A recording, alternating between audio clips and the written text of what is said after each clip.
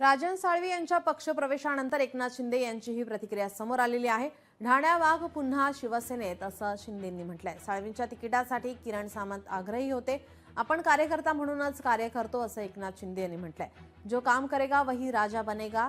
राजन साळवी आपल्या परिवाराचेच सदस्य आहेत। कोणत्याही अटी शर्तींशिवाय साळवी आमच्या सोबत आले।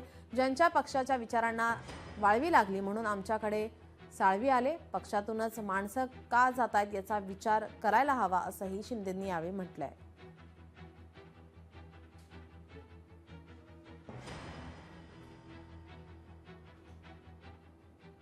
कोकणातला राजन साळवी हा ढाण्या वाघ पुन्हा त्याच्या गुहेमध्ये सामील झालेला आहे।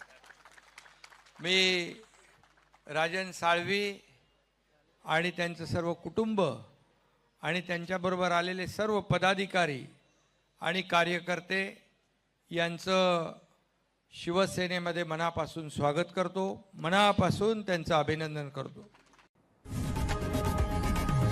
लोकशाही मराठी ऐका, पहा, जागरूक रहा।